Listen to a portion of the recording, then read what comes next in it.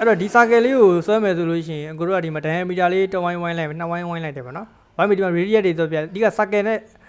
နဲ့ပဲဆိုလှုပ်ရှားသွားမှာမထွေထူးမဟုတ်အဲ့တော့ကျွန်တော်တို့ကဒီမှာ circle တစ်ဝိုင်းဝိုင်း circle က diameter ဒီသူက6ရှိတယ်ပြီးတော့ 7/60 အထက်ကိုဝင်တယ်အဲ့တော့ကျွန်တော်တို့ circle တစ်ဝိုင်းဝိုင်းလိုက်နော်ကျွန်တော် diameter ဒီကျွန်တော်6ရှိတယ်နော်ကျွန်တော်တို့ offset ဒီ 7/60နော်အထက်က circle လေးကြတော့သူကဘယ်လောက်ရှိအောင်ဆိုတော့3/4ရဲ့ radius က diameter ပေါ့နော်ကျွန်တော်တို့ circle နော်ကျွန်တော်တို့ကဒီမှာ3/4 radius ပေါ့နော်နောက်က circle diameter 3/4နော်ပြီးသွားရင်ကျွန်တော်တို့ကဒီအလဲကနေ line လေးကျွန်တော်ဆွဲလိုက်ရမယ်နော်ဒီကောင်ရဲ့ center ကနေပြီးတော့ပြီးရင်ဒီကောင်ကကျွန်တော် key က3/60ရဲ့ 1/60ရဲ့အဲ့တော့ကျွန်တော်တို့3/60ရဲ့ vertical ဟာပေါ့နော်3/60ကိုတဝက်ပဲလို့ရှိရင်ကျွန်တော်တို့3/32ပေါ့အဲ့တော့ကျွန်တော်တို့ offset 3/32နော်ကျွန်တော်တို့အပေါ်ကိုလေးတက်ပြီးကျွန်တော်တို့ line ပေါ့နော်အောက်ကိုကျွန်တော်တို့ကဆင်းမယ်နော်ကျွန်တော်တို့က 1/60သူ့ရဲ့ဘေးကိုသွားမယ်ဟာ offset ပေါ့နော်1/16နော်ဒါလေးကိုဘေးကိုဝိုက်လိုက်တယ်ပြီးတော့ကျန်တာလေးကျွန်တော်တို့ trim ပေးလိုက်တယ်နော်ဒါလေးကျွန်တော် trim ပေးလိုက်တယ်နော်အဲ့တော့ကျွန်တော် key လေးရပါတယ်ဆိုတော့ key ရသွားရင်ကျွန်တော်ဘာလာလဲဆိုလို့ရှိရင်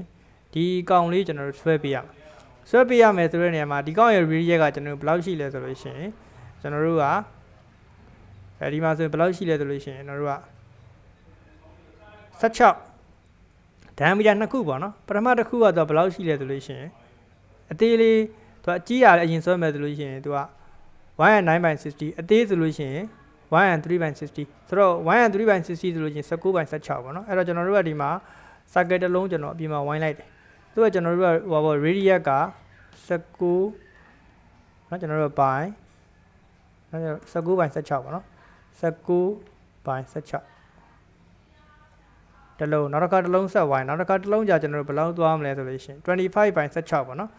25/16ဒါနှလုံးဝိုင်းပြီးသားအဲ့ဒီကောင်လေးကိုကျွန်တော်တို့ကဒီအလဲမှာသွားချလိုက်အလဲမှာချပြီးတော့ဒီကောင်ကကျွန်တော်တို့ဘယ်လိုလဲဆိုဒီကောင်ကကျွန်တော်တို့ကဒီဝင်းထိမြင်းပေါ့နော်ဒီဝင်းထိမြင်းကြာကျွန်တော်တို့ကဒီဝင်းထိမြင်းက19/16ကအရင်ထိတာပေါ့နော်အဲ့တော့19/16ကဒီကောင်လေးအဲ့တော့ကျွန်တော်19/16နေရာလေးကိုကျွန်တော်သွားဒီလိုလေးထိပြီးလိုက်ထိပေးပြီးတော့မလိုတဲ့ဟာတွေကျွန်တော် twin လိုက်တယ်ပေါ့နော်ဒီကောင်လေးကျွန်တော် twin ပြတယ်နော်ဒီဘက်ကဟာကျွန်တော်ဖြတ်လိုက်ဒါလေး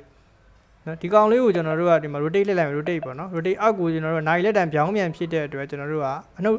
တန်မိုးထည့်မယ်အနှုတ်ကျွန်တော်30လောက်အောက်ချပေးလိုက်လိုလေးဆိုတော့ဒီနားလေးမှာကျွန်တော်တို့ကကျန်တဲ့ဟာလေးကျွန်တော်ဆက်ဆွဲမယ်ပေါ့နော်ကျန်တဲ့ဟာဆက်ဆွဲမယ်ဆိုဒီဟာလေးကကျွန်တော်တို့1/8နော်အဲ့တော့1/8ကိုကျွန်တော်တို့ကဆွဲမယ်1/8ဆိုလို့ရှိရင်ကျွန်တော်တို့ကဘာလာမလဲဆိုရင်ထားပါဒီကောင်ကိုကျွန်တော်တို့ကဒီနေရာမှာမထားဘဲနဲ့ချမ်းနေရတယ်ကျွန်တော်ရွှေ့လို့ရတယ်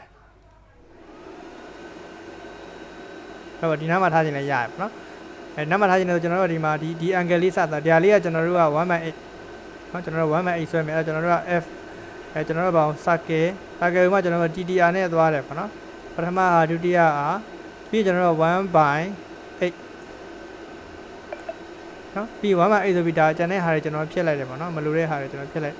ပြီးရင်ကျွန်တော်တို့ဒါလေးပြီးရင်ဘာလာဒီနားလေးရဟာလေးဆိုဒီနားလေးကျတော့ဟို3/8ပေါ့နော်ကျွန်တော်တို့ circle နဲ့ပဲသွားမယ် C under TTR ကျွန်တော်ဘယ်လောက်တော့3/8 under နော် radius ကိုကျွန်တော်တို့က3/3ဘယ်လောက်လဲမသိနော်3/8နော်ဒါလေးပြင်ကျန်တဲ့ကောင်လေးတွေကျွန်တော်တို့ဖြတ်ပြအဲဒါလေးပြီးသွားဆိုတော့ဟိုဒါလေးပြီးကျန်တဲ့ကောင်လေးလည်းကျွန်တော်တို့ကဘာလုပ်လို့ရအောင် rotate နဲ့သွားလဲရတယ် rotate နဲ့မသွားခြင်းလို့ကျွန်တော်တို့ကဘာလုပ်လို့ရတယ်ဆိုလို့ရှိရင် minor ခေါက် array ပွားလဲရတယ်ဥပမာကျွန်တော် array ပေါ့ array မှာကျွန်တော်တို့ပွားမဲ့ကောင်လေးဒါလေးဒီ circle လေးဒီကောင်လေးဒါလေးကိုကျွန်တော် select မှတ်လိုက်တယ်ကျွန်တော်တို့ဘာနဲ့သွားမလဲဆို polar နဲ့သွားမယ်ပေါ့နော် polar နဲ့သွားမှာကျွန်တော်တို့ base point ကကျွန်တော်တို့ဒီမှာ click ချလိုက်click ချပြီး item ဆိုလို့ရှိရင်ကျွန်တော်တို့ကဘာအောင်နော်ထားပါကျွန်တော်ဒီကောင်လေးကိုဘာနဲ့ဆွားရတော့မယ်ဒီကောင်အကုန်လုံးဒီလို select မှတ်လိုက် select မှတ်ပြီးတော့ကျွန်တော်တို့ကဘာရှိလဲ array ကိုနှိပ်လိုက် array ကိုမှကျွန်တော်တို့ဘာအောင်ဆိုတော့ polar ပိုလာအောင်မှကျွန်တော်တို့ base point ကျွန်တော်ကလစ်ချလိုက်တယ်ချလို့ရှိရင်ကျွန်တော်တို့ item ဆိုလို့ရှိရင်ကျွန်တော်တို့က၄ခုကျွန်တော် associate တွေပါကျွန်တော်ဖြုတ်လိုက်တယ်ဗောနော်ဒါဆိုတစ်ခုချင်းဖြစ်သွားအဲ့တော့ကျွန်တော်တို့ဆွဲတဲ့ဟာလေးပြီးသွားပြီးရင် dimension လေးတွေပုံမှန်တိုင်းထုတ်လိုက်ရင်ပြီးသွားအလဲက particle line လေးတွေဒါလေးတူအောင်ဆွဲလိုက်ဗောနော်ဒါဆိုပြီးသွား